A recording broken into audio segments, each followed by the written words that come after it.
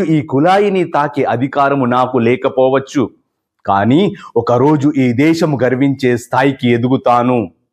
అప్పుడు ఈ సమాజమే నా కోసం మారుతుంది.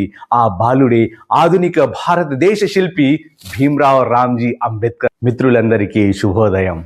ఒక తీవ్రమైన ఎండాకాలం.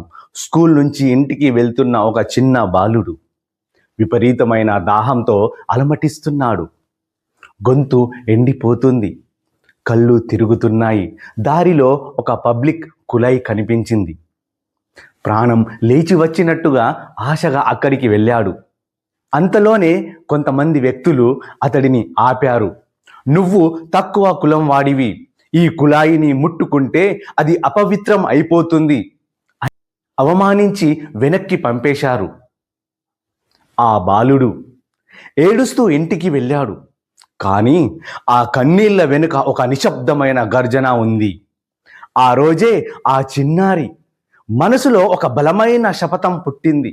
ఈరోజు ఈ కుళాయిని తాకే అధికారము నాకు లేకపోవచ్చు, కానీ ఒకరోజు ఈ దేశము గర్వించే స్థాయికి ఎదుగుతాను. అప్పుడు ఈ సమాజమే నా కోసం మారుతుంది. ఆ బాలుడే ఆధునిక భారతదేశ శిల్పి భీమ్రావ్ రామ్జీ అంబేద్కర్. వ్యక్తి దగ్గర ఏమీ లేనప్పుడు అతను తల వంచుకుని బతకాలి అనుకోవడము లోకం దృష్టిలో సహజం. కానీ ఏమీ లేని చోటు నుండి మొదలుపెట్టి ఒక దేశానికే దిశా నిర్దేశం చేసే స్థాయికి ఎదగడం అసాధారణం. అవమానాలనే ఇటుకలతో తన విజయ సామ్రాజ్యాన్ని నిర్మించుకున్న ఒక మహా మనిషి గురించి ఈరోజు మనం మాట్లాడుకుందాం. Welcome to my school activities. Ambedkar Jayanti సందర్భంగా ఈ వీడియోలో బాబాసాహెబ్ అంబేద్కర్ గారి జీవితం మనకు నేర్పే అద్భుతమైన పాఠాలు, ఆయన ఎదుర్కొన్న సవాళ్లను లోతుగా విశ్లేషిద్దాం. అంబేద్కర్ గారు ఒక సామాన్యమైన పేద కుటుంబంలో జన్మించారు. అంటరానితనం అనే సామాజిక దురాచారము పడగ విప్పిన రోజుల్లో ఆయన బాల్యము గడిచింది. పాఠశాలలో చదువుకునేటప్పుడు కూడా ఆయనకు వివక్ష తప్పలేదు. అందరి పిల్లల్లా తరగతి గదిలో కూర్చొనే అధికారము ఉండేది కాదు. క్లాస్ బయట వరండాలో గోనె సంచి వేసుకొని కూర్చొని పాఠాలు వినేవారు. తాగునీరు కావాలంటే ఎవరైనా పైనుండి నీరు పోయాలే తప్ప కుండను తాకే అధికారం ఆయనకు ఉండేది కాదు. ఒకరోజు నీళ్లు పోసే వ్యక్తి రాకపోతే ఒక రోజంతా ఆయన దాహంతోనే అలమటించారు. ఒక సామాన్య వ్యక్తి అయితే నా తలరాత ఇంతే అని బాధపడి చదువు మానేసేవాడు. కానీ భీమ్రావ్ అలా చేయలేదు. ఆ ఆకలి, ఆ దాహము, ఆ అవమానాలే ఆయనను ప్రపంచ మేధావిగా మార్చాయి. చదువు పట్ల ఫ్యాషన్ ఉంటే మీరు కూడా అంబేద్కర్లా ఎదగవచ్చు. అంబేద్కర్ గారికి చదువు అంటే ఉన్న ఫ్యాషన్ చూస్తే ఎవరైనా ఆశ్చర్యపోవాల్సిందే. ఆయన సాధించిన విద్యార్హతలు సామాన్యమైనవి కావు.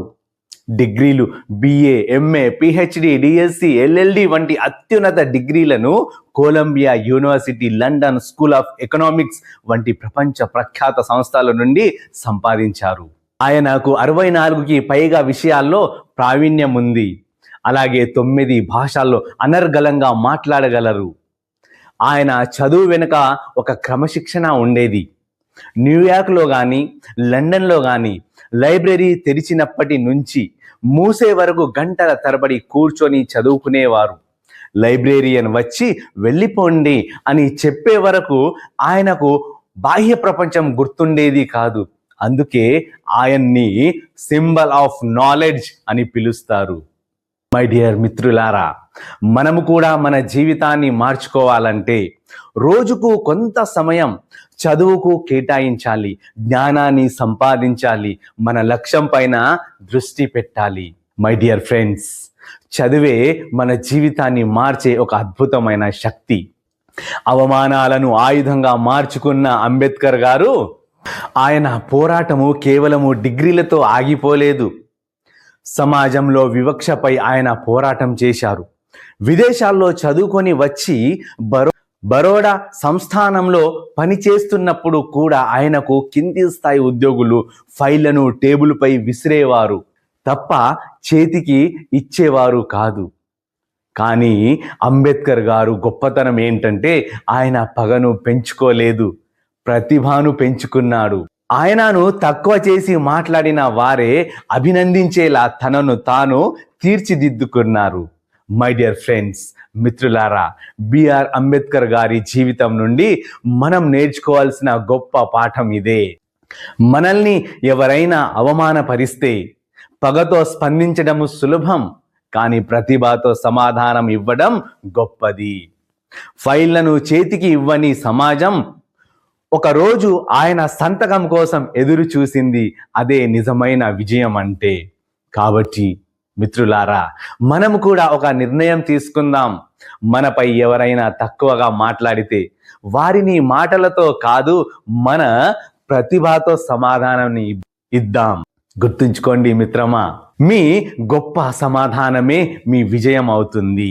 మీ జీవితంలో మీరు ఎదుర్కొన్న ఒక ఛాలెంజ్ ఏమిటో కామెంట్లో చెప్పండి. మిత్రులారా, అంబేద్కర్ గారి జీవితం నుండి మనము నేర్చుకోవాల్సిన ముఖ్యమైన సూత్రాల గురించి తెలుసుకుందాం. విద్యే ఆయుధం.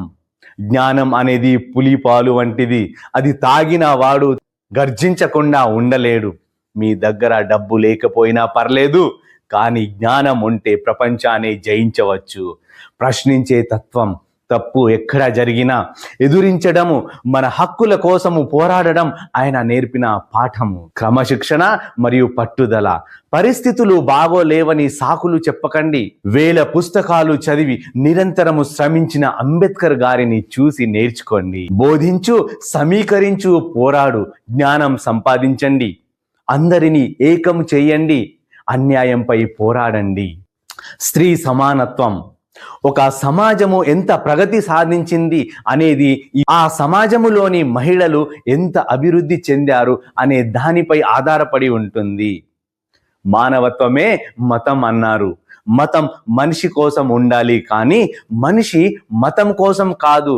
మతం కన్నా మానవత్వమే గొప్పదన్నారు. నిరంతర సాధన. చదువు కేవలం ఉద్యోగము కోసము కాదు, అది వ్యక్తిత్వాన్ని నిర్మించే శక్తి అని అన్నారు. అంబేద్కర్ గారు కేవలం ఒక నాయకుడు మాత్రమే కాదు, ఆయన ఒక గొప్ప విజనరీ. భారత రాజ్యాంగం ప్రపంచంలోని అతిపెద్ద లిఖిత రాజ్యాంగాన్ని అందించి ప్రతి భారతీయుడికి సమాన హక్కులను ఇచ్చారు. మహిళా హక్కులు. హిందూ కోడ్ బిల్ ద్వారా మహిళలకు ఆస్తి హక్కులు, సమాన హోదా కోసం కృషి చేశారు. కార్మిక సంస్కరణలు. మనము ఇప్పుడు పని చేస్తున్న 8 గంటల పని దినాన్ని తీసుకువచ్చింది కూడా ఆ మహానుభావుడే. ఆర్థిక రంగం. ఆయన రాసిన the problem of the rupee గ్రంథమే మన reserve bank of India RBI స్థాపనకు పునాది అయింది. మిత్రులారా, అంబేద్కర్ గారికి నిజమైన నివాళి అంటే విగ్రహాలకు పూలమాలలు వేయడం మాత్రమే కాదు, ఆయన చదివిన పుస్తకాల్లో కనీసం ఒక్కటైనా చదవడం, ఆయన ఆలోచనలను మన జీవితంలో అమలు చేయడం. ఒకప్పుడు నీళ్ల కోసం ఎదురు చూసిన ఆయనే ఇప్పుడు కోట్ల మందికి గౌరవంగా బతికే హక్కును ఇచ్చారు. ఈ కొటేషన్లు కేవలము మాటలు కాదు, ఇవి మన జీవితాన్ని మార్చే మార్గదర్శకాలు. అంబేద్కర్ గారు కేవలం ఒక వ్యక్తి కాదు, ఆయన ఒక మహాశక్తి. అణగారిన వర్గాల గొంతుకగా, భారత రాజ్యాంగ నిర్మాతగా ఆయన వేసిన అడుగులు నేటికి మనకు మార్గదర్శకాలు. ఆయన చూపిన బాటలో నడవడం అంటే కేవలము ఆయనను స్మరించుకోవడం మాత్రమే కాదు మిత్రమా, ఆయన ఆశయాలను మన జీవితంలో ఆచరించడము. గుర్తుంచుకోండి మిత్రమా, చీకటిని తిట్టుకుంటూ కూర్చోవడం కంటే ఒక చిన్న జ్ఞాన దీపాన్ని వెలిగించడం మిన్నా. మీ అజ్ఞానాన్ని విద్యతో జయించండి, మీ బలహీనతను ఆత్మవిశ్వాసంతో ఓడించండి. సాకులు వెతకడం ఆపి సాహసంతో ముందడుగు వేయండి. బాబాసాహెబ్ కలలుగన్న సమానత్వము, సౌభ్రాతృత్వ సమాజము మన చేతుల్లోనే ఉంది. శిరస్సు వంచి ఆయనకు వందనం చేద్దాం. శిరస్సు ఎత్తి ఆయన ఆశయాలను చాటుదాం. మీకు బాబాసాహెబ్ గారి ఏ సూక్తి బాగా ఇష్టమో మీ ఆలోచనలను కామెంట్లో తప్పకుండా పంచుకోండి. ఈ వీడియో మీకు స్ఫూర్తినిచ్చినట్లయితే తప్పకుండా లైక్ చేయండి, మీ మిత్రులతో షేర్ చేయండి. ఇలాంటి మరిన్ని మోటివేషనల్ వీడియోల కోసం మన మై స్కూల్ యాక్టివిటీస్ ఛానల్ని సబ్స్క్రైబ్ చేసుకోవడం మర్చిపోకండి. జై భీమ్ మిత్రులారా, జై హింద్.